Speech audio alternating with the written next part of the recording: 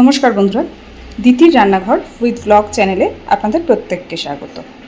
দেখুন, আজকে নিয়ে চলে এসেছি আমার মায়ের হাতের রেসিপি চিংড়ি পোস্ত। তো আজকের এই চিংড়ি পোস্তটা আমি কিভাবে বানিয়েছি চলুন দেখে নিন। দেখুন বন্ধুরা, চিংড়ি পোস্ত করার জন্য আমি কড়াইতে তেল খুব ভালোভাবে গরম করে নিয়েছি। এইবার আমি তেলের মধ্যে সবার আগে ফোড়নে দিয়ে দিচ্ছি একটু কালো জিরে,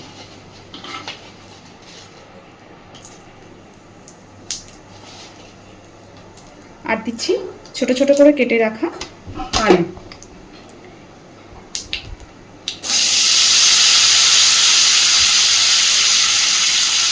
আপনারা চাইলে এখানে আলুটা ব্যবহার নাও করতে পারেন,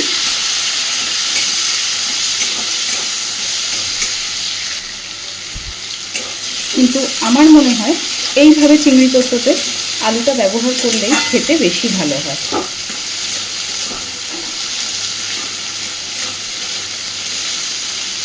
আলুটার মধ্যে দিয়ে দেবো পরিমাণ মতো লবণ আর হলুদ।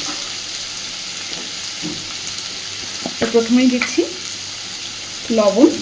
আমি এখানে একেবারে রান্নার পরিমাণের লবণটাই ব্যবহার করছি।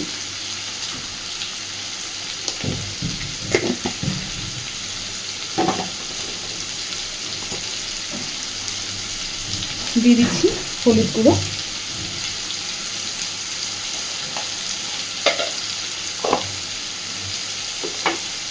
হলুদও কিন্তু আমি রান্নার পরিমাণেরই ব্যবহার করে নিয়েছি।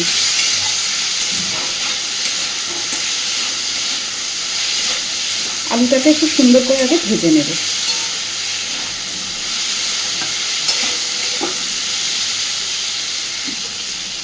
দেখুন বন্ধুরা, আলুটাকে আমি খুব সুন্দর করে বেশ লাল লাল করে ভেজে নিয়েছি।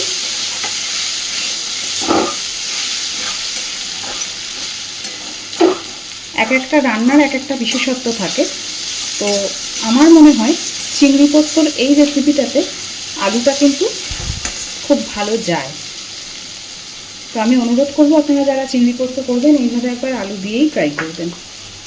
আলুটা ভাজা হয়ে গেছে, এইবার আমি এর মধ্যে দিয়ে দেব কেটে ধুয়ে রাখা সমস্ত চিংড়ি মাছগুলো।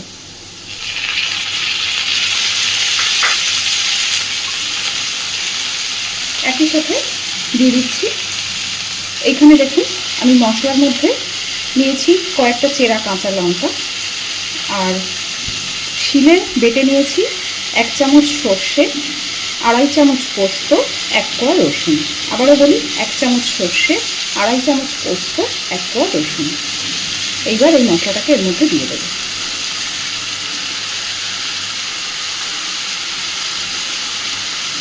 মশলাটা দিয়ে আমি একদমই নাড়ব না, সঙ্গে সঙ্গেই জল দিয়ে দেবো।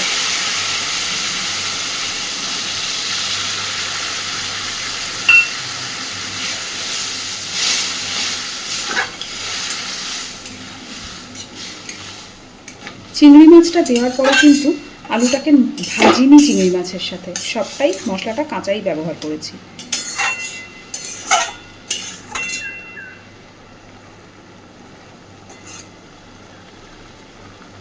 এখানে আমি আরেকটু জল দেবো, কারণ চিংড়ি মাছটা আলু সব কিছু সুন্দরভাবে সিদ্ধ হতে হবে। ব্যাস, আর দিচ্ছি কালারের জন্য সামান্য একটু কাশ্মীরি লঙ্কার গুঁড়ো। এটা সম্পূর্ণ অপশনাল, আপনারা চাইলে নাও দিতে পারেন।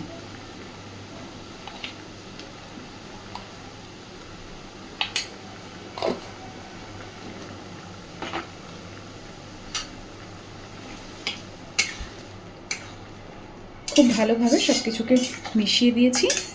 এইবার গ্যাসের ফ্লেমটাকে মিডিয়াম টু লোতে রেখে ঢাকা দিয়ে দেবো মিনিট 5-6 জন্য। দেখুন বন্ধুরা, জল কিন্তু অনেকটাই শুকিয়ে গেছে, আলুও খুব সুন্দরভাবে সিদ্ধ হয়ে গেছে।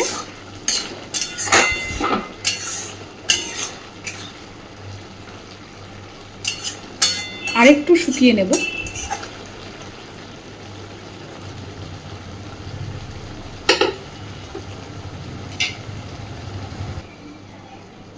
দেখুন, সুন্দরভাবে চারিদিক দিয়ে তেল ছাড়তে শুরু করেছে। চিংড়ি পোস্ত আমাদের একদম রেডি। এইবার আমি ওপর থেকে দিয়ে দেবো খানিকটা কাঁচা সর্ষের তেল।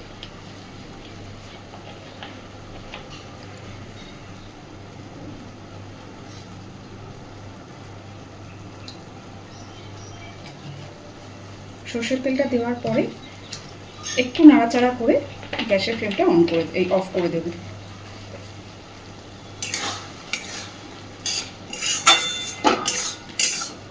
ভীষণ সুস্বাদু, খুব সিম্পল চিংড়ি পোস্ত আমার একদম রেডি।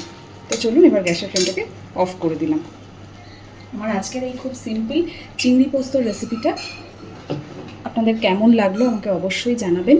আর প্লিজ বাড়িতে এইভাবে ট্রাই করে দেখবেন। কথা দিচ্ছি গরম ভাতের সাথে খেলে মন ভরে যাবে। তো প্লিজ আমার চ্যানেলটাকে লাইক, শেয়ার এবং সাবস্ক্রাইব করে আমার পাশে থাকবেন। আর এতক্ষণ আমার সাথে থাকার জন্য অসংখ্য ধন্যবাদ।